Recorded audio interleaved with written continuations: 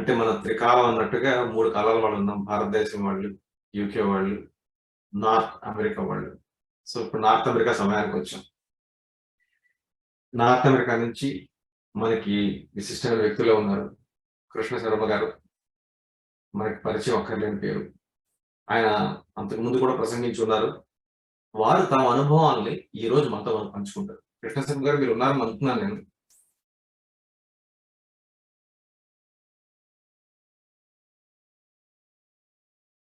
కృష్ణ శర్మ గారు సార్ ఉన్నారా మీరు? ఎస్ అండి, ఉన్నాను. అన్మ్యూట్ చేసుకుంటే ప్రయత్నంలో ఉన్నాను. అన్మ్యూట్ చేసుకుంటున్నారా? ఒకసారి కెమెరా కూడా ఆన్ చేసుకుంటే కెమెరా ఆన్ చేశాను, మీకు రావటం లేదా? Okay, yes now we can see అండి, కనపడుతున్నారు. ఓకే ఓకే యా, సో మీరు విన్నారు కాబట్టి మీకు మీ అనుభవాన్ని మీ జీవితంలో మీరు రామకథ ద్వారా మీరు ఎదుర్కొన్న సంఘర్షణలు కానివ్వండి, అనుభవాల్ని మాతో మీరు పంచుకుంటే తద్వారా మీ అందరం కూడా ఉత్తేజం పొంది అది మా ఉత్ప్రేరకంగా పనిచేస్తాను మా భావన. మీకు 20 నిమిషాల సమయం ఉందండి. 15 నిమిషాల సమయం తర్వాత నేను మీకు ఒక వార్నింగ్ బలిస్తాను. తర్వాత 10 నిమిషాలు మనకి ప్రశ్నోత్తరాలు ఉంటుంది. సో అండి, బాగుందండి, చాలా థ్యాంక్స్ అండి ఇలా ఈ అవకాశం ఇచ్చినందుకు. మీరు అడిగిన ప్రశ్నకి ముఖ్యంగా ఏంటంటే, ఎందుకు నా మీద నాకు జీవితంలో ఎక్కువ ఫోకస్ ఉండదు. అందువల్ల నేనేం చేస్తున్నాను, నేను ఎవరిని ఫాలో అవుతున్నాను, వీటి గురించి నాకు చాలా శ్రద్ధ ఉండదు. అందువల్ల ఒక రామాయణమే కాదు, కొందరు అడుగుతుంటారు, మీ అమ్మా నాన్నల నుంచి నువ్వే నేర్చుకున్నావు, మీ స్టూడెంట్స్, మీ స్కూల్ నుంచి నువ్వే నేర్చుకున్నావు, జీవితంలో నుంచి నువ్వే నేర్చుకున్నావు, ఇలా అన్ని అడుగుతుంటారు. నిజానికి నా మైండ్ బ్లాంక్ అయిపోతుంది ఆ టైంలో. కానీ నేను జనరల్గా హ్యూమన్ సైకాలజీ ఏమిటి, సోషియాలజీ అంటే మనందరం కలిసి ఎలా ప్రవర్తిస్తుంటాము, ఈ విషయాల మీద నాకు ఎక్కువ ఇంట్రెస్ట్. అంటే ఒక రకంగా చెప్పాలంటే, నేను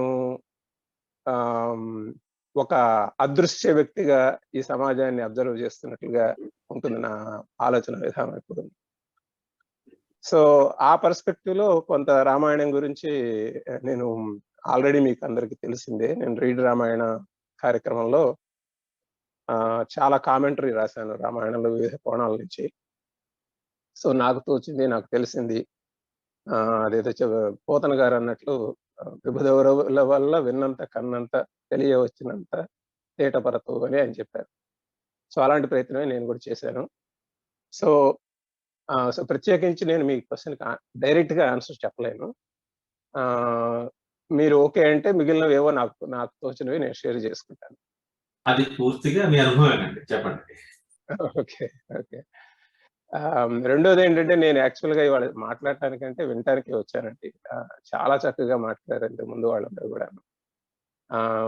ఇంకా లేటెస్ట్వి ఇంకా ఎక్కువ మెమరీలో ఉంటాయి కనుక నాకు చివరిలో మాట్లాడిన దీప్తి గారు కానీ, నీలిమ గారు కానీ, వాళ్ళ అనుభవాలు, వాళ్ళు చూసిన వేరే వేరే కోణాలు, ప్రతి చిన్న దాంట్లో నుంచి కూడా ఎంతో అర్థాన్ని వాళ్ళు గ్రహించిన తీరు, ఇవన్నీ కూడా నిజంగానే నేను యాక్చువల్గా పద్మ గారు మీరు రికార్డింగ్ చేస్తున్నారు కదా, దీన్ని షేర్ చేసినప్పుడు నేను మళ్ళీ కూడా ఉంటాను వీళ్ళు మాట్లాడేవాడిని, ఎందుకంటే అంత చక్కగా మాట్లాడారు. ఇంకోటి ఏంటంటే, అంత చక్కగా ఈ తరంలో కూడా అందరూ ఎవరు రామాయణాన్ని పట్టించుకోవటం లేదు అని అనుకునే తరంలో కూడా రామాయణాన్ని అంత లోతుగా ఆలోచించుకొని అందులో ఉన్నటువంటి అందులో ఉన్నటువంటి పాత్రలు, వాటి యొక్క ప్రవర్తన, వాటిలో ఉన్న లోతుగా ఉన్నటువంటి అర్థం, ఇవన్నీ తెలుసుకొని మాట్లాడుతుంటే నాకు చాలా చక్కగా అనిపించింది, చాలా బాగుంది అనిపించింది. తర్వాత ఇంకోటి ఏంటంటే, నేను 2 విషయాలు ప్రస్తావిద్దాం అనుకుంటున్నాను. ఒకటేంటంటే, జనరల్గా రామాయణం మీద ఉన్నటువంటి అపోహలు, ఇందాక మీరెవరో అన్నట్లుగా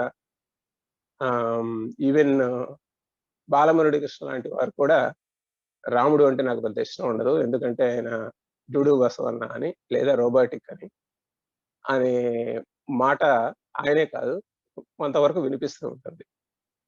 ఇట్లాంటి వాటిని సమాధానం చెప్పటం, వాటికి సమాధానం రాయటం నాకు ఇష్టం. ఎందుకంటే సమాజాన్ని, మానవ నైజాన్ని అభివృద్ధి అబ్జర్వ్ చేస్తున్న ప్రయత్నంలో మనుషులు ఎక్కడ ఇబ్బందులు పడతారంటే కొంత రామాయణం కాంటెక్స్ట్‌కి, ఇప్పటి కాంటెక్స్ట్‌కి ఏమిటి డిఫరెన్స్ ఉంది అనేది ఒకటి తెలుసుకోవాలి. ఏమిటి సామ్యం ఉన్నది అనేది కూడా తెలుసుకోవాలి. సో, కొన్ని అప్పుడున్నవి, ఇప్పుడున్నవి అప్లికబుల్. కొన్ని అప్పుడు ఉన్నవి, ఇప్పుడు ఉన్నవి అప్లికబుల్ కాదు. ఎందుకంటే మనం ఒక డెమోక్రసీ అనే యుగంలో ఉన్నాం ఇప్పుడు. ఈ డెమోక్రసీ అనే యుగం అనేది పైకి చాలా ఆహ్, చక్కగా అనిపిస్తుంది. కానీ దీంట్లో ఒక ప్రాబ్లమ్ ఉంది. ఏమిటి అంటే దీంట్లో ఎథిక్స్ అనే దానికి ఒక అర్థం లేదు. అంటే ఏమిటి? ఏది సరి అయిన ప్రవర్తన అనేది డెమోక్రసీ చెప్పదు. ఇవాల్టి రోజున 50 మందికి పైన ఎవరు ఓటు వేస్తే అది కరెక్ట్ అవుతుంది.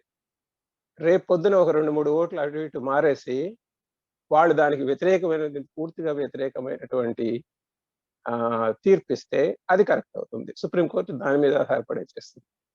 అందువల్ల ఈ డెమోక్రసీ అనే దాంట్లో మనుషులు ధర్మం అనే దాన్ని ధర్మం అనే దాన్ని ఆలోచించటానికి సరైన బేసిస్ లేకుండా పోయింది. సో, పదుగురు ఆటు మాట పాటి ధరజల్లు అనే లెవెల్‌కి వెళ్ళిపోయాం మనం. సో, అందువల్ల ఈ రామాయణాన్ని అర్థం చేసుకోవాలంటే ఈ పరిస్థితుల్లో నుంచి అర్థం చేసుకుంటే కుదరదు. రెండోదేంటంటే రామాయణాన్ని అర్థం చేసుకోవాలంటే నిజంగా పల్లెటూళ్ళలో బ్రతకాలి. ఇందాక ఏదో ఒక మాటలో ఎవరో పల్లెటూరు వాళ్ళు విమర్శించారు. అది చాలా పల్లెటూరు అంటే అవగాహన లేకపోతేనే మనం అలాంటి నిర్ణయాలకు రాగలుగుతాం. ఎందుకంటే పల్లెటూళ్ళు వాళ్ళకి మనకంటే కూడా జీవితంలో లోతులు బాగా తెలుసండి. వాళ్ళకి మూలాలు బాగా ఉంటాయి. ఎందుకంటే వాళ్ళు వాళ్ళ లైఫ్‌నే కాదు, ఒక 1000 మంది లైఫ్‌ని టోటల్ లైఫ్ హిస్టరీ చూస్తూ ఉంటారు రోజు. ఇప్పుడు ఫర్ ఎగ్జాంపుల్ మన పక్క వాళ్ళ ఇంటి తెలిస్తే ఒక సిటీలో ఉంటే పక్కన అపార్ట్మెంట్‌లో గాని, పక్కనింట్లో గాని ఎవరో ఉంటే మహా తెలిస్తే ఆ కుటుంబం తెలుస్తుంది. అంతేగాని వాళ్ళ పూర్వపరాలు తెలియదు. వాళ్ళ విలువలు తెలియదు. వాళ్ళ ఎక్స్‌టెండెడ్ ఫ్యామిలీ తెలియదు. వేరేస్ పల్లెటూళ్ళలో ఏంటంటే ఒక మనిషే కాదు. ఆ మనిషి ఎప్పుడు పెళ్లి చేసుకున్నాడు? ఎలా పెళ్లి చేసుకున్నాడు? ఏ పెళ్లి చేసుకున్నప్పుడు ఏ ఆస్తొచ్చింది? ఏ ఊరు నుంచి వచ్చారు? ఎప్పుడు ఇంతకుముందు వాళ్ళకి రోగాలు, వచ్చినప్పుడు ఏం చేశారు? ఎప్పుడు కష్టాలొచ్చినప్పుడు ఏం చేశారు? కనుక రామాయణం కంటే కూడా ఎక్కువ తెలిసిపోతుందక్కడ. వాళ్ళకి లైఫ్ అంటే ఏమిటి? అలా ఒక స్టోరీ కాదు వాళ్ళకి తెలిసేది. కొన్ని వందలు, వేల స్టోరీలు తెలుస్తాయి. నేను వాళ్ళంటి పల్లెటూరులో పుట్టి పెరిగాను. అయితే వాళ్ళు ఈ ఫ్లవరీ లాంగ్వేజ్‌లో ఆర్టిక్యులేట్ చేయలేకపోవచ్చు, చెయ్యకపోవచ్చు కూడా. అసలు చెప్పాలి, చెయ్యాలి అన్న ఆలోచన కూడా వాళ్ళకు ఉండకపోవచ్చు. కానీ వాళ్ళకి వాళ్ళ వాళ్ళ విజ్ఞత విజ్ఞత అనేది యాక్చువల్‌గా చాలా వరకు సామెతల్లో ప్రస్ఫుటమవుతుంది. 2, 3 సామెతలు చెప్తాను. ఒకటి చదువుకున్న వాడికంటే చాకలోడు మేలు అని. చదవక ముందు కాకరకాయ అన్నవాడు చదివిన తర్వాత కీకరకాయ అంట మొదలెట్టాడు అంటారు. చదివేస్తే ఉన్నమతి పోయిందేమో అని పాటలు. సో, ఇన్‌ఫాక్ట్ మనకి వాళ్ళంటే ఎంత కొందరు కొందరు సిటీలో ఉండే వాళ్ళకి పల్లెటూరు వాళ్ళంటే అమాయకులని, ఏమి తెలియని వాళ్ళని, మూర్ఖులని ఇలా అంటారు గదా! కాదు. వాళ్ళే మన గురించి ఇలా అనుకుంటారు. ఇన్‌ఫాక్ట్ నేను రాజకీయ నాయకులతో గూడా మాట్లాడుతుంటాను. వాళ్ళు సిటీ వాళ్ళ గురించి ఇదే మాట అంటారు. వీళ్ళకసలు ఏం మాట్లాడుతున్నారో వాళ్ళకి తెలియదంటారు. ఎవరు? సిటీ వాళ్ళని గురించి. అనేది ఎవరు? రాజకీయ నాయకులు. రాజకీయ నాయకులంటే ఎవరు? అనునిత్యము ఊళ్ళల్లో ఉన్న వాళ్ళతోటి పనులెలా చేయించుకోవాలి? పనులేం చేసి పెట్టాలి? వాళ్ళ అవసరాలేమొస్తున్నాయి? వాళ్ళ కష్టాలేంటి? వాళ్ళ నష్టాలేంటి? అన్నీ నిజంగా తెలిసిన వాళ్ళు. సరే రామాయణంలో ఇదంతా ఎందుకు చెబుతున్నాను అంటే, రామాయణం అనేది ఒక సంఘానికి, ఒక వ్యక్తి జీవితానికి, సంఘ జీవనానికి, వ్యక్తి జీవితానికి మధ్యలో ఉన్నటువంటి సంఘర్షణలను కూడా తెలియపరుస్తుంది. ఉదాహరణకి చెప్తాను. ముఖ్యంగా రెండే 2 ముఖ్యమైన ఘట్టాలున్నాయి రామాయణం మొత్తం మీద. కథని మలుపు తిప్పేసినవి. ఇటు అటు, ఇటు అటు తిప్పేసినవి. ఏమిటి అంటే, ఒకటి రాముడు రేపొద్దున రాజవ్వాల్సిన వాడు మరుసటి రోజు అడవులకు వెళ్ళిపోవాల్సి రావడం. రెండో ముఖ్యమైన ఘట్టం ఏంటంటే, హాయిగా వెళ్ళి ఆ బంగారు లేడిని కొట్టి తీసుకొని ఇంటికి తీసుకొచ్చి ఆ రోజున వాళ్ళు పెంచుకోవటమో, లేకపోతే ఈవెన్ మాంసం వండుకోవటమో చేయాల్సిన సందర్భంలో నుంచి ఇంటికొచ్చేటప్పటికి భార్య ఉండదు. అయితే ఈ 2 చాలా చాలా చాలా టర్నింగ్ పాయింట్స్ అన్నమాట కథలో చూసుకుంటే. ఇక కథలో చూసుకుంటేనే ఎందుకంటున్నానో కూడా చెప్తాను. రామాయణం అనేది ఆది కావ్యం. చాలా మంది మనం దాన్ని కావ్యంగా చూడట్లేదు. ఒక ఒక స్క్రిప్చర్‌గా మాత్రమే చూస్తున్నాం. స్క్రిప్చర్‌కి కావాల్సినటువంటి లక్షణాలు దాంట్లో చాలా ఉన్నాయి. కానీ కావ్య లక్షణాలు కూడా చాలా ఉన్నాయి. కావ్యం అంటే ఏంటంటే ఒక కథ, ఒక కథను చెప్పే తీరు, ఒక సినిమా, నవల లాంటివి కావ్యం అంటే. ఇప్పుడు ఆ కావ్య పరంలో ఆలోచిస్తే ఈ 2 ముఖ్యమైనటువంటి మలుపు తిప్పిన ఘట్టాలు. మిగతావన్నీ కూడా క్లోజింగ్ అప్. సో, ఎప్పుడైనా సరే ఒక సినిమాలో ఏమో చేస్తారంటే రెండో, మూడో ప్రాబ్లమ్స్ క్రియేట్ చేస్తారు. ఈ ప్రాబ్లమ్‌ని చివరిలో క్లోజ్ చేస్తారు. మీరు ఒక 'టైటానిక్' తీసుకోవచ్చు, లేకపోతే ఒక 'పుష్ప' లాంటి సినిమా తీసుకోవచ్చు. ఏ సినిమా అన్నా తీసుకోండి. ఒక సమస్య, దానికి చివరిలో సమాధానం. 'గొడ్డమ్మ కథ' గాని, 'పిసమ్మ' గాని, మీ ఇష్టం ఏ సినిమా తీసుకున్నా సరే. సో, రామాయణంలో 2 కష్టాలు కలిగిన సిట్యుయేషన్స్ అంటే ఈ 2. సో, మళ్ళీ బ్యాక్ టు ఈ సంఘ జీవితానికిను, వ్యక్తి జీవితానికి వద్దాం. ఈ మొదటి ఘట్టంలో ఏం జరుగుతుంది? ఎప్పుడైతే రాముడు ఆ వనవాసానికి వెళ్ళిపోవాల్సొస్తుందో, నిజంగా జరిగిందేమిటంటే, ఒక ఇంట్లో ఉన్నటువంటి చిన్న ప్రాబ్లమ్ వల్ల రాముడికి బయట లైఫ్ అంతా కూడా పాడైపోతుంది. రాముడికే కాదు, రాజ్యంలో ఉన్న వాళ్ళందరికీ పాడైపోతుంది. ఇంట్లో ఉన్న చిన్న ఛిద్రం ఎలా వచ్చింది?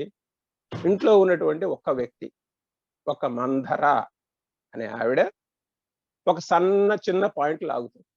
ఏమిటంటే, నీకు ఇక నుంచి భవిష్యత్తు బాగుండదు అంటుంది. భవిష్యత్తు బాగుండదు అంటే ఎలా భవిష్యత్తును సెక్యూర్ చేసుకోవాలి? అప్పుడు ఆ 2 వరాలు అవన్నీ వచ్చేస్తాయి. సో, ఇంట్లో సరిగ్గా ఆలోచించకపోవడం అనేది, ఒక్క మనిషి సరిగ్గా ఆలోచించకపోవడం అనేది ఒక మనిషి తప్పుదోవ పడితే ఇల్లే కాకుండా బయట ఉన్నదంతా కూడా లైఫ్ మొత్తం పాడైపోతుంది. అంటే ఇది మనం ఇప్పుడు దీన్ని ఎలా అన్వయించుకోవాలి ఈ రోజుల్లో గనక ఆలోచిస్తే? అంటే ఇంట్లో గనక సీరి సరియైనటువంటి వాతావరణం లేకపోతే నీ కెరియర్, నీ రెస్పాన్సిబిలిటీస్ ఇవన్నీ కూడా దెబ్బతింటాయి. కొన్ని చోట్లయితే పూర్తిగా నాశనం కూడా అయిపోతుంది. ఎంతో చేయగలిగిన వ్యక్తి ఏమీ చేయలేని పరిస్థితి కూడా జరుగుతుంది. సో, అటువంటిది జరిగింది ఈ ఫస్ట్ ఇన్స్టెన్స్‌లో. రెండో ఇన్స్టెన్స్ ఏంటి? రావణుడు వచ్చి సీతను ఎత్తుకుపోవడం, సీతాపహరణంలో వచ్చిన ఇన్సిడెంట్. అక్కడ బయట ఉన్నటువంటి ఒకనొకటువంటి ప్రమాదం. అది రావణుడు. ఆ రావణుడు వచ్చేటప్పటికి అప్పటిదాకా రాముడుకి అన్నీ పోయినా సరే భార్య ఉంది. భార్య కూడా పోయింది. ఇంకా ఆయనకు అసలు ఫ్యామిలీ లైఫే పోయింది. సో,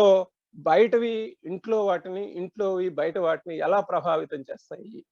బయట సుఖంగా ఉండటం, బయట అన్ని కరెక్ట్‌గా జరగటం, మనం ఇంట్లో జరగటానికి, మన వ్యక్తి జీవితానికి, సమిష్టి జీవితానికి ఒకదానికొకటి ఎలా లింక్ ఉంటుంది? ఒకటి పోతే రెండోది ఎలా పోతుంది? అనే దానికి గొప్ప ఉదాహరణ. గొప్ప ఉదాహరణ. సరే, ఈ 2 జరిగిన తీరులో మళ్ళీ ఇంకా కొన్ని ఇట్లాంటి సూక్ష్మాలున్నాయి. వాటన్నిటిలోకి ఇప్పుడు పోతే మనకు టైం చాలదు. అందువల్ల ఇప్పుడు ఇంకో ప్రశ్నకు తీసుకుంటాను. ఇందాక మొదట్లో నేను చెప్పిన ప్రశ్న ఏమిటంటే, బాలమురళీకృష్ణ గారి లాగానే రాముడు ఒక డూడు బసవన్న, రాముడు ఒక రోబోటిక్ అనే విమర్శ గురించిన మాట. ఏమిటి అంటే, రాముడు రోబోటిక్ అనేది వినకుండా మాట్లాడి, అర్థం చేసుకోకుండా మాట్లాడి, నోటికి ఏది వస్తే అది మాట్లాడి, చదవకుండా మాట్లాడితేనే జరుగుతుంది. ఎందుకంటే రామాయణాన్ని ఒకసారి గనక చూస్తే ఫస్ట్ టైమ్ రాముడు ఇండిపెండెంట్‌గా ఎప్పుడు వ్యవహరించాల్సిన అవసరం వచ్చింది, ఎప్పుడు వ్యవహరించాడు అని మీరు గనక చూసుకుంటే, మనకి వాల్మీకి రామాయణం ప్రకారం రామలక్ష్మణుల జననం దగ్గర నుంచి విశ్వామిత్రుడు రామలక్ష్మణులు తీసుకొని అడవికి తీసుకెళ్ళిన దాకా మొత్తం ఒకటే సర్గలో అయిపోతుంది. చాలా ఫాస్ట్‌గా అయిపోతుంది. అది అయిన తర్వాత రాముడు మొదటిసారి ఇంట్లో లేకుండా బయటకు వెళ్ళింది, ఇంట్లో వాళ్ళు ఉన్నటువంటి అదుపాజ్ఞల్లో కాకుండా బయట వాళ్ళ సంరక్షణలో ఉన్నది. అంటే ఇవాల్టి రోజున చెప్పాలంటే ఒక రకంగా మన ఎలాగైతే 15 ఏళ్ల పిల్లవాడినో, 18 ఏళ్ల పిల్లవాడినో ఇంటి నుంచి బయటకి హాస్టల్‌కి పంపిస్తే ఎటువంటి సిట్యుయేషన్ జరుగుతుందో, అలాంటి సిట్యుయేషన్ రాముడికి జరిగింది ఎప్పుడు అంటే, విశ్వామిత్రుడు తీసుకెళ్ళినాడు. విశ్వామిత్రుడు తీసుకెళ్ళి ఏం చేయమన్నాడు? తాటకను చంపేయమన్నాడు. తాటకను చంపేయమంటే రాముడు వెంటనే ఒప్పుకున్నాడా? పెద్దల్ని ఎదిరించలేదు అని ఎప్పుడు పెద్దల మాటే వింటాడు అని అనుకునే వాళ్ళందరూ ఈ ఘట్టం చదివి తీరాలి. అక్కడ రాముడు వెంటనే అడుగుతాడు, ఆడవాళ్ళని ఎలా చంపుతాము అని చెప్తాడు. ఎందుకు అలా తను వ్యతిరేకిస్తున్నది రీజన్ కూడా చెప్తాడు. శాస్త్రం ఒప్పుకోదంటాడు. అంటే శాస్త్రం ఉంది, గురువు ఏమో చేయమంటున్నాడు. శాస్త్రానికి గురువుకి విరోధం వచ్చింది ఇక్కడ. దేన్ని ఫాలో అవ్వాలి? పెద్ద సమస్యలో పడతాడు రాముడు. అప్పుడు మీరు ఆ ఘట్టాలని ఆ సర్గ చదివితే మీకు అర్థమవుతుంది. చివరికి రాముడు తనుగా తాను ఈ మొత్తాన్ని బేరీజ్ వేసుకోవాల్సిన అవసరం ఉంది. ఇక్కడ మూడో మనిషి ఎవరు లేరు. ఇంకోళ్ళని అడిగేందుకు కూడా లేదు. గురువు ఒకటి చెప్తున్నాడు, రూల్ ఒకటి చెప్తుంది. ఇవాళ ఒక పోలీస్ ఆఫీసర్ సిచ్యువేషన్‌లో తీసుకోండి. పోలీస్ ఆఫీసర్ పైన ఆయన ఆఫీసర్ గారు ఒక పని చేయమంటాడు. కానీ యాక్చువల్ రూల్ ప్రకారం ఇంకో పని ఉంటుంది. సో ఈ రెండిట్లో ఏది చేయాలి అనేది ప్రతి పోలీస్ ఆఫీసర్‌కి, ఆ పోలీస్ ఆఫీసర్‌కే అక్కర్లేదు. అదే ఈజీ ఎగ్జాంపుల్. ప్రతి చిన్న ఆఫీస్‌లో ప్రతి టైంలో ఈ ప్రాబ్లమ్ ఎదురవుతూనే ఉంటుంది. రూల్ చెప్పేది ఒకటి, బాస్ చెప్పేది ఒకటి. సో అది చెప్పినప్పుడు ఆయనంతటా ఆయన నిర్ణయం తీసుకుంటున్నట్టుగా క్లియర్‌గా రాసి ఉంటుంది. ఏది Tataka okay, it makes sense అని. ఒకసారి ఇట్ మేక్స్ సెన్స్ అని తను తీసుకున్నాడు అంటే దాని వచ్చే ఫలితాలు ఈ జన్మలో గాని, తర్వాత వచ్చే పాపపుణ్యాలు గాని అవన్నీ కూడా ఇవాళ తన మీదనే వేసేసుకున్నాడు. తను విశ్వామిత్రుడి మీద వేయలేదు, శాస్త్రం మీద వేయలేదు, తన మీదనే వేసేస్తున్నాడు. వేసుకొని నిర్ణయం తీసుకున్నాడు.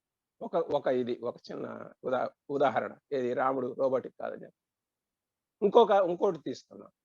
దశరథుడు, నాయన నువ్వు వెళ్ళిపోవాకు, కావాలంటే నన్ను చంపేయి, నన్ను బంధించేసేయి, నువ్వు ఉండిపో నేను అనే స్థితిలోకి వచ్చేస్తాడు. ఎందుకంటే ఆ వియోగం భరించలేక. ఎటువంటి సంక్లిష్టమైనటువంటి ఆల్రెడీ వనవాసానికి వెళ్ళగొట్టబడడం అనేదే ఒక సంక్లిష్టమైన సమస్య. రెండో సమస్య ఏమిటంటే దశరథ తండ్రి చెప్తున్నాడు, నువ్వు వెళ్ళిపోతే నేను ఇంకా బ్రతకనని చెప్తున్నాడు. అప్పుడు ఏ రకమైనటువంటి నిర్ణయం తీసుకోగలుగుతారు? ఆల్రెడీ అంత మనిషి సిచ్యువేషన్ షేక్ అయిపోయిన వాడైతే. కానీ అక్కడ ఆయన షేక్ అవ్వలేదు. ఆయన ఆలోచించాడు. ఇవన్నీ కూడా పర్యవసానం జరగాల్సింది. దైవమేవా పరం మన్యే మానుషంతు నిరర్ధకం అనే ఒక స్ట్రాంగ్ డెసిషన్ తీసుకున్నాడు. స్ట్రాంగ్ డెసిషన్ తీసుకొని, no, what is right to be done should be done, let the chips fall where they fall అని ఫుల్గా డెసిషన్ తీసుకున్నాడు. ఉండట్లేదు అన్నాడు. ఆ తర్వాత ఆయన కౌసల్య దగ్గరికి వస్తాడు. కౌసల్య దగ్గరికి వస్తే అన్ని చెప్పిన తర్వాత కౌసల్య ఒక్క మాట అడుగుతుంది,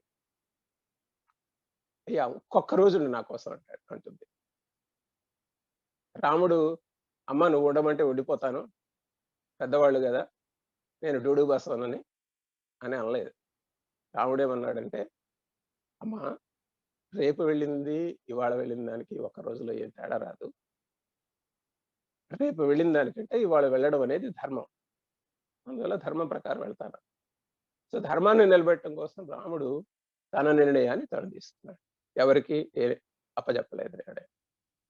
సో ఇంకొక పాయింట్ కూడా సోషియాలజీ గురించి ఇందాక వచ్చిన పాయింట్, దాని గురించి కూడా ప్రస్తావిస్తాను. ఆ సోషియాలజీ పాయింట్ ఏంటంటే, రాముడు సమాజ సేవ ఏం చేశాడు అని అయితే రూపేష్ గారు మీరే ఆ సందర్భాన్ని లేవదీసినట్టున్నారు. ఇక్కడ మనం అర్థం చేసుకోవాల్సింది అంటే ఇవాళ సమాజం, ఇవాళ ఉన్న డెమోక్రసీ, ఆ రోజు ఉన్నటువంటి సమాజం. ఇవాళ డెమోక్రసీలో ఏమిటి అంటే, ఎవడి గొడవ వాడిదే, నీ బతుకు నువ్వు బతకాలి, నీకు స్వతంత్రం ఉంది, నీది నువ్వేం చేసుకుంటావో అలా చేసుకుంటావు, అంతేగాని ఇంకోళ్ళు ఎవరు దాంట్లో ప్రమేయం ఏం లేదు. చిన్న 18 ఏళ్ల దగ్గర నుంచి నీకు ఓటు హక్కు ఉంది, సర్వస్వతంత్రుడివి, అమ్మా నాన్న మాట వినక్కర్లేదు. ఇది మనం ఉన్నటువంటి సమాజం. ఈ సమాజంలో ఉన్న తప్పులు ఒప్పులు మంచి చెడు నువ్వు ఆలోచించదలుచుకుంటే ఆలోచించుకోవచ్చు, తప్పేం లేదు. కానీ ఆ రోజున సమాజాన్ని గురించి ఈ రోజున సమాజం మెట్రిక్స్ తో నువ్వు కంపేర్ చేసుకుంటే, నువ్వు రామాయణం నాటి పరిస్థితుల్లో అర్థం చేసుకోవటంలో విఫలమైపోతున్నట్టు అర్థం. ఎందుకు అంటే, రామాయణం నాటి కాలంలో అనాథ అంటూ ఎవడు లేడండి. ప్రతివాడు స్వతంత్రుడు గాని పరతంత్రుడు గాని. అంటే అర్థం ఏంటంటే, నువ్వు ఒక గ్రూప్ని, ఒక కులాన్ని, ఒక కుటుంబాన్ని, ఒక రాజ్యాన్ని నువ్వు నిర్వర్తిస్తూ స్వతంత్రుడుగా అన్నా ఉండాలి, లేదంటే అందులో నువ్వు ఒక సభ్యుడిగా అన్నా ఉండాలి. ఈ కల్చరు ఈవెన్ ఇటీవల వరకు కూడా ఉండేది. పెళ్ళిళ్ళలో శుభలేఖలు వేసినప్పుడు ఇంట్లో ఉన్నటువంటి అందరికంటే పెద్దవాళ్ళు ఎవరు ఆయన పేరు మీద వేసేవాళ్ళు. ఇవాళ అమ్మాయి అబ్బాయి వాళ్ళ మా పెళ్లికి రెండేం రాసేసుకుంటున్నారు. ఇది ఒక డిఫరెంట్ సమాజం. కానీ ఇటీవల వరకు కూడా ఒక 30-40 ఏళ్ల క్రితం వరకు కూడా ఎప్పుడు ఇంట్లో గనక అందరికంటే పెద్దవాళ్ళైనటువంటి నాన్నగారు కానీ లేకపోతే పెద్దన్నయ్య గారు కానీ వీళ్ళ పేరు మీద వేసేవాళ్ళు. ఏమిటి ఎందుకు కారణం అంటే as a social unit, as an ethical unit, as a financial unit, if you have to have some head just like you have a head for the company. So ఇవాళ ఒక కంపెనీలో ఉన్నటువంటి వాతావరణం ఎలా ఉంటుందో, కంపెనీలో ప్రతివాడు వాడి నిర్ణయాలు తీసుకోలేడు కదా, కొంతవరకు తీసుకోవచ్చు. కానీ ultimately there is one person responsible who is going to be question. Why did this happen so? So that is the kind of environment they were there. So నువ్వు పారతంత్రుడు అన్నా ఉండాలి, స్వతంత్రుడు ఉండాలి. సో ఎవరైతే చివరి స్వతంత్రుడు అక్కడ the buck stops me here అని ఎవరో అమెరికన్ ప్రెసిడెంట్ ఎవరు అన్నారు ఒకప్పుడు. అలా the buck stops with the head personality who ever that is.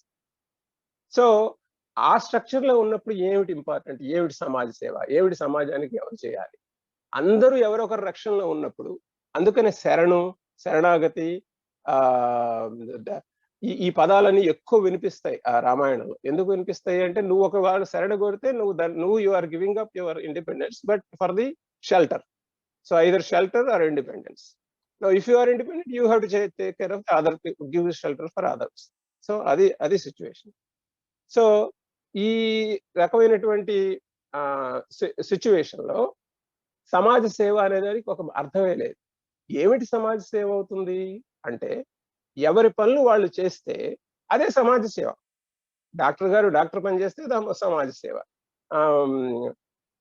Sweeping పని చేస్తే సమాజ సేవ, తల్లి పిల్లల్ని పెంచితే సమాజ సేవ, భార్య భర్తకి కావాల్సినవన్నీ సదుపాయాలు చేస్తే అది సమాజ సేవ, భర్త అలానే పిల్లల్ని ఇంట్లో వాళ్ళని అందరినీ చక్కగా చూస్తే అది సమాజ సేవ.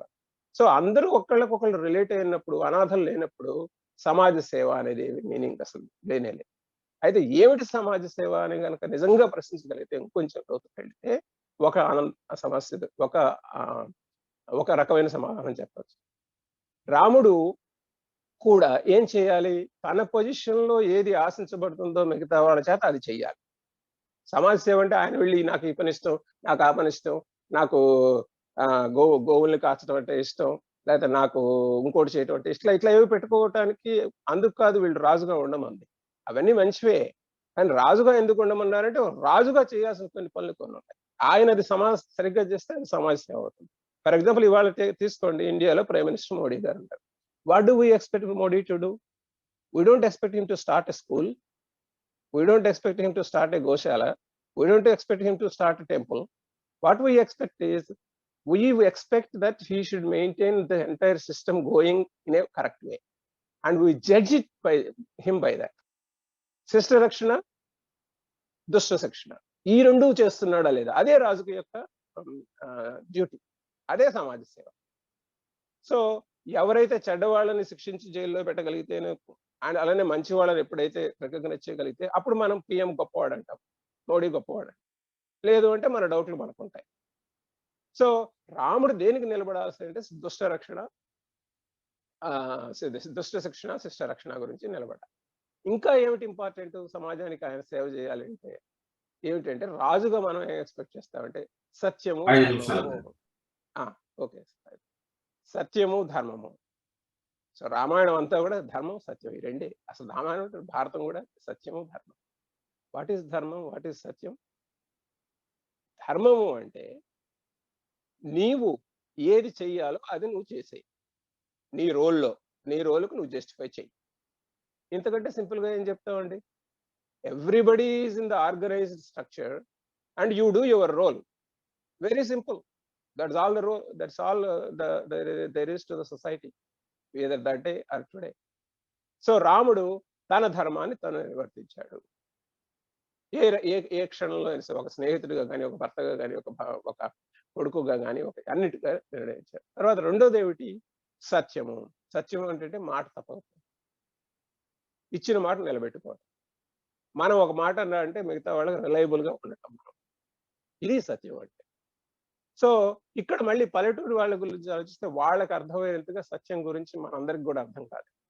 ఎందుకంటే మీకు తెలుసో తెలియదో కానీ రామాయణం కంటే కూడా ఎక్కువ ప్రాచుర్యం పల్లెటూళ్ళల్లో మొన్నటి దాకా ఉన్నది హరిశ్చంద్రుడి కథ.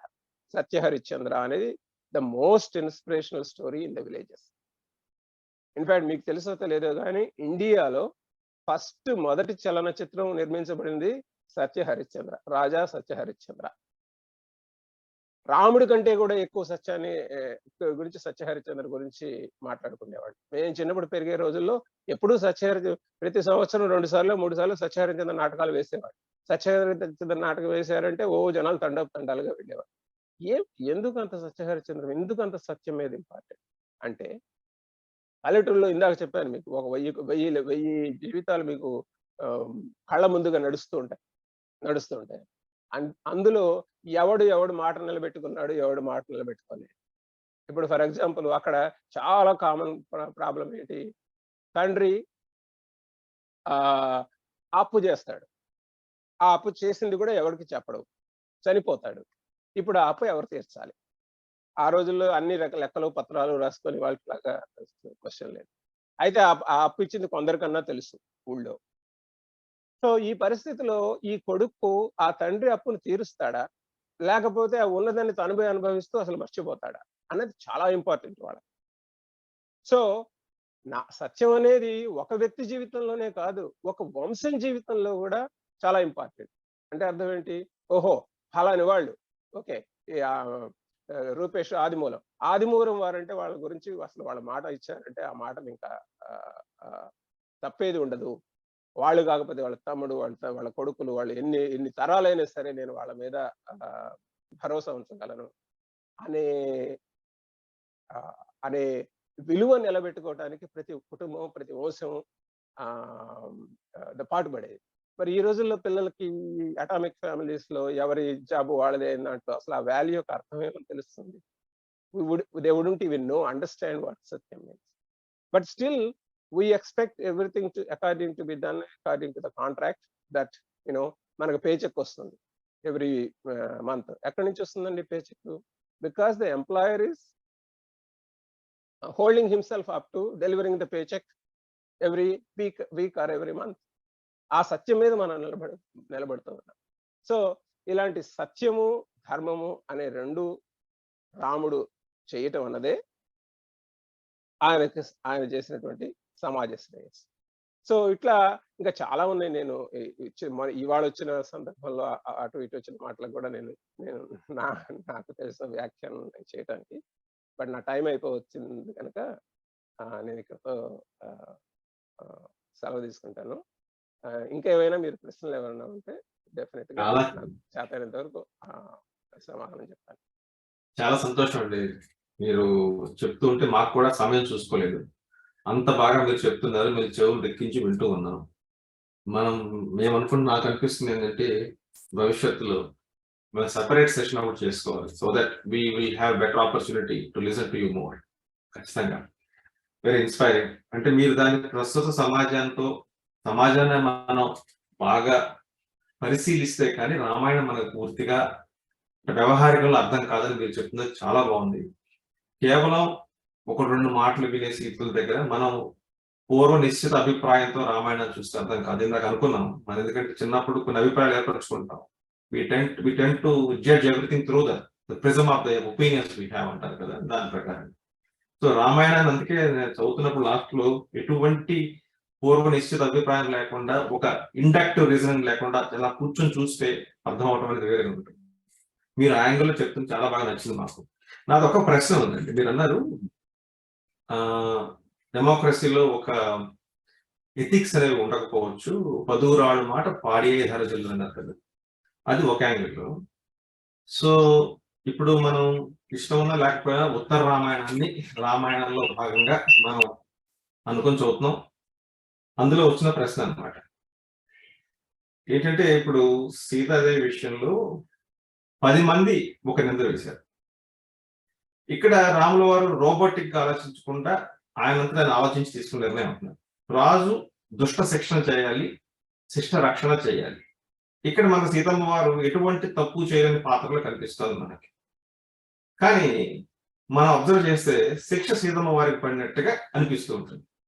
ఇక్కడ ఆయన ఒక రాజుగా దుష్ట శిక్షణ చేశాడా, తప్పు చేసిన వాళ్ళు ఏమంటే ప్రజల అభిప్రాయం మనకు కలుగుతూ ఉంటుంది. అన్యాయంగా ఒక మాట అన్నారు. కానీ 10 మంది మాటకి వాల్యూ ఇచ్చి ఒక అమాయకురాలికి శిక్ష పడినట్టుగా మనకు అనిపిస్తుంది. ఇది మనం ఎట్లా అర్థం చేసుకోవాలి? ఇది ప్రత్యేకించి మీరు ఇవాళ వేస్తున్న ప్రశ్న కాదు. ఈ ప్రశ్న ఇదే ప్రశ్నని కొన్ని కోట్ల మంది వేసుకొని ఉంటారు. వాళ్ళకి కొందరికి సమాధానం లభించుంటుంది, కొందరికి సమాధానం లభించుండదు. అయితే ఇక్కడ చెప్తుంది ఏంటంటే, ఇంతకు ముందు చెప్పినటువంటి సిస్టమ్, ప్రతి సిస్టంలో ప్రతి వాళ్ళు స్వాతంత్రులు కానీ, పారతంత్రులు కానీ, బిలాంగ్ అవుతున్న వాళ్ళే ఉన్నారు కానీ ఫ్రీ రాడికల్స్ అనేవి లేవు ఆ రోజు. సో ముందు అది తీసుకుంటే, ఈ సిస్టంలో కొన్ని విలువలు ఉంటాయి. ఏ సిస్టమ్కైనా ఉంటాయి. జస్ట్ ఒక కంపెనీ వాళ్ళు నడుపుతున్నారు అంటే వాళ్ళకు ఒక పాలసీలు ఉంటాయి. దాన్నే విలువలు అంటాం మనం. ఆ రోజుల్లో సమాజంలో ఉన్నటువంటి విలువలు ఏమిటి అన్నది నేను పాటిస్తున్నానా లేదా అనేది రాముడు ఎప్పటికప్పుడు బేరీజు వేసుకొని చూసుకుంటూనే ఉంటాడు. సీతమ్మని ఆయన తీసుకురాకపోవడానికి కారణం, సీతమ్మని తీసుకొస్తే ఏదో మామూలు మనిషి కాదు, ఒక బాధపడ్డ మనిషి కాదు, ఆవిడ పట్టప్రాణి. సో అమెరికన్ పరిభాషలో చెప్పాలంటే ఫస్ట్ లేడీ. ఇప్పుడు స్టార్మీ డేనియల్స్‌ని తీసుకొచ్చి ట్రంప్ గనక నేను ఫస్ట్ లేడీగా పెడతానన్నాడు అనుకోండి, కుదరదు కదా! సో ఫస్ట్ లేడీ ఎవరు అన్నది మామూలు వాళ్ళకి కూడా చాలా ఇంపార్టెంట్. ఆ రోజుల్లో స్టాండర్డ్స్ ఇంకా ఎక్కువ ఉండేవి. ఒక్కసారి ఆవిడని రావణాసురుడు ఎప్పుడైతే తాకాడో, మళ్ళీ నువ్వు ఆవిడని ఎందుకు వెళ్ళి నువ్వు ఆవిడతో తీసుకున్నావు? ఆ తర్వాత ఇక్కడ సీతను శంకించాల్సిన అవసరం లేదు. సీతకి ఏమైంది అన్నది అవసరం లేదు. ఈ రోజున ఏమైపోయింది ఆవిడ దురదృష్టం వల్ల ఒక తెల్లటి బట్ట కాస్త మసి పోసుకుంది. ఆ మసి ఆవిడ పూసుకోలేదు, ఇంకోళ్ళు పూసారు. సో ఇప్పుడు నువ్వు ఇప్పుడు మీరు అందరం డ్రెస్ అయ్యి వచ్చాం. డ్రెస్ అయ్యి వచ్చినప్పుడు నాకు ఇక్కడ చొక్కా మీద ఇక్కడ మసరు ఉందనుకోండి, నేను ఆ చొక్కా వేసుకొస్తానా? రానే. రావచ్చు కదా! ఆ మసి నేను పోయొచ్చు. ఈ మసి నేను కాదండి పూసింది, అందుకని అయినా సరే వేసుకొని వచ్చాను అననే. మనం ఒక చొక్కా గురించేమో అంత ఆలోచిస్తున్నప్పుడు, ఒక మసి ఉన్నది అన్న ఇది అదొక చాలా సంక్లిష్టమైనది. ఇది ప్రజలు యాక్సెప్ట్ చేస్తారా లేదా అనేది సిస్టమ్ క్వశ్చన్. ప్రజలు అనేది ఇక్కడ ఊరికే వాళ్ళు జస్ట్ వాళ్ళు అనేసారు కనుక అది మంచి అయిపోలేదు. వాళ్ళు ఏ యొక్క వ్యవస్థలో ఉన్నారో ఆ వ్యవస్థలో they have an idea, this is the kind of పట్టప్రాణి we want to have. Rama knows that, and that's why he doesn't take back Sita. ఇంకా అదర్ రీజన్స్ కూడా ఉన్నాయి, ఇంకా టైం ఉంటే మనం అవన్నీ మాట్లాడొచ్చు, కానీ అంత దూరం వెళ్ళక్కర్లేదు. సో తర్వాత ఏమవుతుంది చెప్తే వింటా. సో వద్దులేండి, అందులో వెళ్తే మరి ఇంకో 10 నిమిషాలు యాడ్ అవుతుంది, వద్దు. అది ఇంకోసారి ఎప్పుడన్నా మనం మీరు అన్నట్లు చర్చించుకుందాం. సో అక్కడికి వచ్చేసి వెనక్కి వచ్చేస్తాను. వెనక్కి వచ్చి ఏంటంటే, ఇప్పుడు ఈ ఈ ఈ మీరు మన లవకుశ సినిమా చూస్తే చాకలివాడు ఒక ఎవరో తెలిసి తెలియని వాడు మాట్లాడినట్టుగా చూపిస్తారు. కానీ యాక్చువల్గా వాల్మీకి రామాయణంలో అలా ఉండదు. ఏదో అందరు అనుకుంటున్నారు అని మాత్రమే వేగుల వాళ్ళు చెప్తారు. ఓహో అంటే ఏమిటి? నేను అక్కడికి వెళ్ళాను. ఇప్పుడు అక్కడ ఎలాంటి పరిస్థితులు ఉంటే మీరు జాగ్రత్తగా ఆలోచించాలి. ఏంటంటే, రాముడు అడవులకు వెళ్ళాడు సీతను తీసుకొని. అక్కడి నుంచి రావణాసురుడితో సీత వెళ్ళిపోయింది. Now, for an ordinary man in the Ayodhya, how can he know that whether Sita has been abducted or Sita has eloped with Ravana? It's a very difficult thing even to say in my words, but from a psychology and sociology point, you have to think about this. రాముడు రాజ్యం పోయినవాడు. అటువంటి వాడి భార్యని ఒక విపరీతమైనటువంటి వైభవం, ధనం, power ఉన్న రావణుడు వచ్చి కెలికాడేమో. ఈ రోజుల్లో స్ట్రీట్ లాంగ్వేజ్ వాడాలంటే, కెలికితే ఆవిడ పడిపోయిందేమో స్ట్రీట్ లాంగ్వేజ్ వాడాలంటే అనే డౌట్ అయోధ్యలో ఉన్నటువంటి పౌరులకి రాకూడదు అని లేదు. Because anything is possible once it has gone to that extent. ఇన్ని మాటల్లో చెప్పడు. ఇవన్నీ మన సమాజంలో, ఇందాక నేను పల్లెటూరు అన్నాను చూడండి, పల్లెటూళ్ళ వాళ్ళకి ఇన్ని మాటల్లో చెప్పక్కర్లేదు. వాళ్ళకి తెలుసు ఇక్కడ ఏం జరుగుతుంది, తమాషా ఏం జరుగుతుందన్నది వాళ్ళకి తెలుసు, ఎటువంటి వస్తాయి అనేది వాళ్ళకి తెలుసు. ఎందుకంటే సమాజంలో కలిసి వాళ్ళ పుస్తకాల్లో నుంచి లాగట్లేదు ధర్మాన్ని, జీవితాల్లోంచి లాగుతున్నారు ధర్మాన్ని. సో రాముడికి అది ఉంది. Rama knows that's what is going to happen if I take Sita back. This is a curse that has come on to me, that I am not going to have Sita in my life anymore. This is a curse on Sita that she is not going to have me anymore in her life. That has become clear because of the unfortunately. This is karma. ఆ కర్మని ఇప్పుడు మనం అనుభవించాల్సింది. ఇవన్నీ కూడా ఈ వెనకాల background లో నడుస్తూ ఉంటారు ఆ కథలో. సో అప్పుడు ఈ ఈ ప్రజలు చెప్పింది ఏంటంటే, they reminded him of how he has to behave. They casted a doubt on his judgment, and so they questioned him. And they did not question him directly, they question him very indirectly, and that Rama sensed it again. Okay, my life, my wife's life is not going to be normal even if I want to. So what should be done? ఇవాళ రోజు సమస్య వస్తే మొగుడు పెళ్ళానికి ఏం చేస్తున్నారు? స్వామీజీ దగ్గరికి వెళ్తున్నారు. ఆయన పంపించారు కూడా ఒక స్వామీజీ దగ్గరికి, వాల్మీకి దగ్గరికి పంపించారు. అది జరిగింది. ఇంకా దీంట్లో కొన్ని క్వశ్చన్లు మీరు వేయచ్చు, నేను చెప్పచ్చు, కానీ నేను అంటున్నట్టుగా సమయం చాలా ఎక్కువ అవసరం. ఈ చర్చ గురించి ఖచ్చితంగా మనం ఇంకొక రోజు మీతో స్పెషల్ గా ఒక టాక్ పెట్టుకుంటాం. డెఫినెట్గా it will be very interesting and enlightening and informative ఖచ్చితంగా అండి. కానీ ప్రస్తుతానికి మీరు చెప్పిన విషయం కూడా చాలా బాగుంది, వింటుంటే ఇంకా వినాలనిపించేలాగా ఉంది. ఖచ్చితంగా వింటామండి. తర్వాత సమయభావం కారణంగా మీరు కుదించి చెప్పినప్పటికీ చాలా స్పష్టంగా జీవితాన్ని చదవండి, రామాయణం మనకి పూర్తిగా అర్థం కాదని మీరు స్పష్టంగా వివరించారు. అదే కూడా సత్యం. మనం గమనిస్తే నా అనుభవం ప్రకారం కూడా చూస్తే ఏంటంటే, డెమోక్రసీ ఉన్నప్పటికీ కూడా ప్రిన్సిపల్స్ ఏం మారలేదు, వాటి యొక్క స్వరూపం మారింది. ఫర్ ఎగ్జాంపుల్, నేను ఒక డాక్టర్గా నేను నా వృత్తి ధర్మాన్ని చూస్తున్నప్పుడు I'm constantly under public scrutiny, constantly, and I have to prove again and again that I'm not a bad person for the welfare of the public.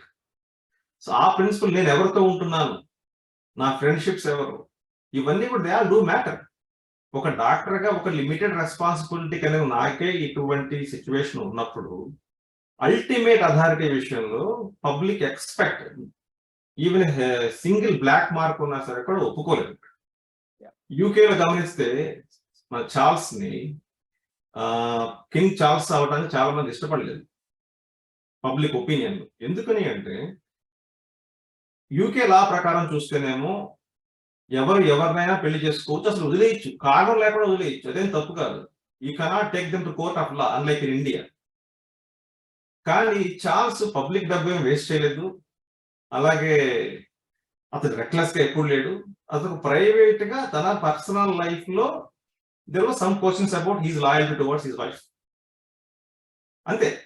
ఆ ఒక్క పాయింట్ ని పట్టుకొని లీగల్ గా కరెక్ట్ అయినప్పటికీ మోరల్ గా వాళ్ళకి తప్పు అనిపించింది కాబట్టి public do not have any support for him.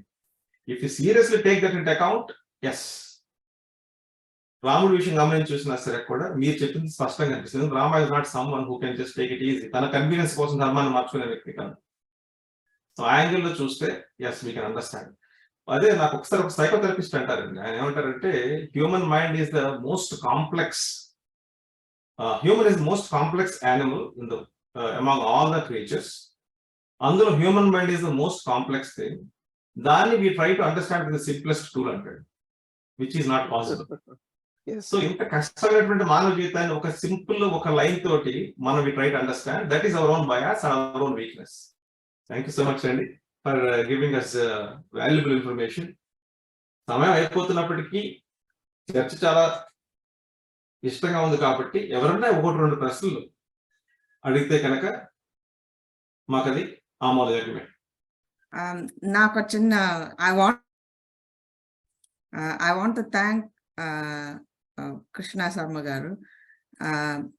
Me resources అన్ని నేనే వాడుకున్నాను సార్. మీరు యాప్ డెవలప్ చేశారు కదా, ట్రాన్స్లిటరేషన్ యాప్, అవన్నీ నేను ఫుల్ ఎక్స్టెంట్ వాడుకున్నాను. ప్లస్ మీ వెబ్సైట్, మీరు ఎప్పుడైనా అనుకున్నారా మీ రీడ్ రామాయణం అనే గ్రూప్ అనే website is going to inspire somebody else to form a group? And మీకు ఎప్పుడైనా అనిపించిందా you will be inspiring somebody అని? హానెస్ట్‌గా చెప్పాలంటే అలాంటిది జరగాలన్న ఉద్దేశంతోనే చేశాను. సో, అలాంటి జరగటం చూసి మాత్రం నాకు చాలా చాలా ఆనందమేసింది. అది అది అలాంటి చేయటంలో ఒక్క కారణం ఏంటంటే నిజానికి నా స్వార్థం. మీలాంటి అనేకమైనటువంటి వ్యక్తులతో నాకు పరిచయం ఏర్పడుతుంది అన్న స్వార్థంతో చేశాను నిజానికి. అంటే రాముడొక్కడే కాదు. రాముడి యొక్క లక్షణాలని, రాముడి యొక్క సత్యధర్మ పరాయణత్వాన్ని ఏదో రకంగా, ఏదో కోణంలో అనుబంధం చేసుకోగలిగిన వాళ్ళతో నాకు పరిచయం ఏర్పడాలంటే ఇది ఒక మంచి సాధనం అని అనిపించి చేశాను. Thank you sir. Thank you. Thank you. Krishna గారు, నమస్కారం. నాకు చిన్న డౌట్. శివానంద శాస్త్రి మాట్లాడుతున్నాను. కృష్ణ శర్మ గారు చాలా బాగా చెప్పారు. ఇందులో ఒక చిన్న ఇది పల్లెటూళ్ళలో ఇంకా మునుపటి వాతావరణం ఇప్పుడు ఇంకా కంటిన్యూ అవుతున్నదా అనే చిన్న ప్రశ్న మీ దృష్టిలో. మునుపు ఇంపర్వియస్ గా ఉండేది. ఎక్స్టర్నల్ వాళ్ళకి ఎవరు వచ్చినా కానీ చాలా అందరూ చాలా స్క్రూటినీ చేస్తే కానీ పల్లెటూళ్ళకి యాక్సెప్ట్ చేసే వాళ్ళు కాదు. ఎవరింటికి ఎవరు వచ్చినా కానీ అట్లా ఆల్మోస్ట్ ఇంపర్వియస్ గా ఉండేది. అటువంటి ఆ కట్టుబాటు కానీ ఇది కానీ లక్షణాలు ఇప్పటికీ ఎంతవరకు పల్లెటూరులో ఉన్నాయి అట్లా?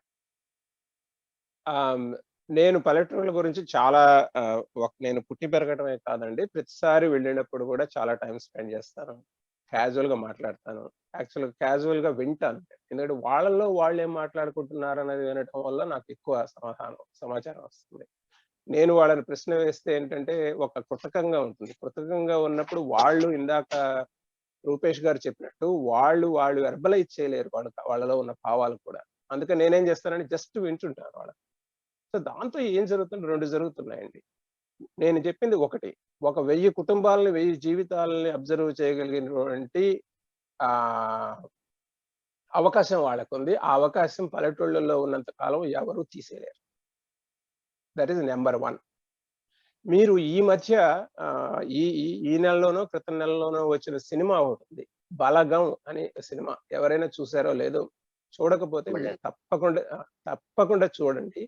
కంప్లీట్ గా విలేజ్ లైఫ్ లో ఒక పెద్ద ఆయన చనిపోతాడు. చనిపోతే దానివల్ల ఊరికిను కుటుంబానికిను ఊరికి వచ్చే దాని యొక్క ప్రభావం ఎలా ఉంటుంది, సమస్యలు ఎలా ఉంటాయి, ఎలా సాల్వ్ అవుతాయి, మానవత్వ కోణాల్లో చాలా బాగా తీసిన సినిమా. అది అమెజాన్ ప్రైమ్ లోనో నెట్ఫ్లిక్స్ లోనో ఉంది, చూడండి. బలగం సినిమా పేరు. ఓకే, అది ఒక పాయింట్. రెండో పాయింట్ ఏంటంటే, ఇంతకు ముందు పల్లెటూరుకిను ఇప్పుడున్న పల్లెటూరుకి ఇందాక నేను చెప్పిన ఒక సిస్టమ్, ప్రతివాడు స్వతంత్రుడైనా పారతంత్రుడైనా అన్నటువంటి మన సిస్టమ్ లో నుంచి ఇప్పుడు డెమోక్రసీ రావడంతో ఈ పాలిటిక్స్ ఎక్కువైపోయి మనుషులు చీలిపోయి ఒక గ్రూప్ ఇంకో గ్రూప్ తో తగాదాలు పడటం అనేది, తర్వాత కొంతవరకు ఈ రిజర్వేషన్లు ఇవన్నీ వచ్చేసి, కొంతవరకు క్రిస్టియానిటీ వచ్చేసి కలగాపులగం అయిపోయింది. అసలు ఏది కరెక్ట్ ఏది కాదు అన్నది మనిషి చెప్పే స్థితిలో లేడు. కానీ ఇప్పటికి కూడా ఒక కామన్ సెన్స్ వాళ్ళకి చాలా ఎక్కువ ఉందండి. లైఫ్ అంటే ఏమిటి అన్న కామన్ సెన్స్. ఇందాక నేను చెప్పిన 1000 జీవితాలని అక్కడ ఒక 1000 జీవితాలే కాదండి. ఫర్ ఎగ్జాంపుల్ నేను వెళితే మా మండలంలో, చిలకలూరుపేట మండలం, మాది గుంటూరు జిల్లా. ఆ మండలంలో మీరన్నా భద్రాచలం, కానీ నేను భద్రాచలం కూడా వెళ్ళాను. అక్కడ ఎలా ఉంటుందంటే, ఒక పల్లెటూరులో మీరు వెళితే మనకి ఎలాగైతే రాత్రిపూట ఆకాశంలో చుక్కలన్నీ కనిపిస్తాయో, వాళ్ళకి ఆ జిల్లాలో ఉన్న నాయకులు వాళ్ళందరూ ఈ స్టార్స్ లాగా కనిపిస్తుంటారు. ప్రతి స్టార్ ని వాళ్ళు వాచ్ చేస్తుంటారు. వాడు ఏం చేశాడు ఏం చేయలేదండి. మన సిటీలో ఉన్న వాళ్ళకి అంత ఫోకస్ ఉండదు. వాళ్ళు ప్రతి మూమెంట్ గురించి కూడా, ఈ కొంచెం పైకి వచ్చిన, ఇందాక రూపేష్ గారు అన్నట్టు కొంచెం పైకి వచ్చినటువంటి వాడు ఏమి చేస్తున్నాడు అన్నది చాలా బాగా ఆలోచిస్తారు, చాలా బాగా అబ్జర్వ్ చేస్తుంటారు. సో అది ఒకటి జరుగుతుంది. అందువల్ల ఇంతకు ముందులాగా ఎగ్జాక్ట్ గా లేవు, కానీ ఇంతకు ముందున్న లక్షణాలని కొన్ని కంటిన్యూ అవుతున్నాయి. డెమోక్రసీ లాంటి ఇన్స్టిట్యూషన్స్ సరిగ్గా లేకపోవటం వల్ల, వాటి అర్థాలు సరిగ్గా లేకపోవటం వల్ల, దాని వచ్చే పాలిటిక్స్ వల్ల కొంత కంపు అయిపోతుంది. ఈ రెంటి మధ్యలో ఉందండి.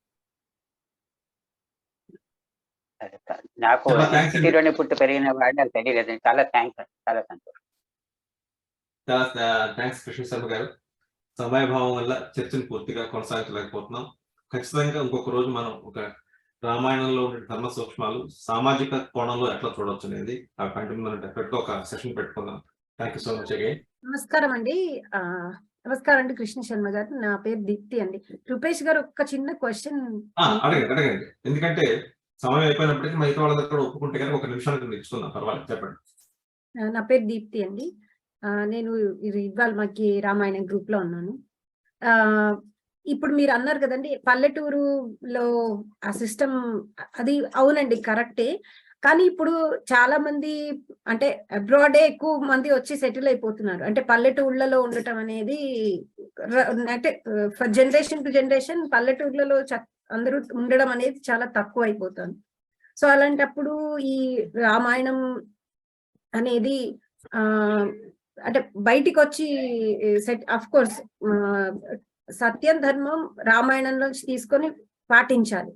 కానీ మనకి ఆ యొక్క సిస్టమ్ అంటే అబ్రాడ్ లో ఉన్న వాళ్ళకి ఎలాగా రామాయణం ద్వారా మనం వచ్చే జనరేషన్స్ ఎలా దాన్ని తీసుకుంటారు, ఎలా?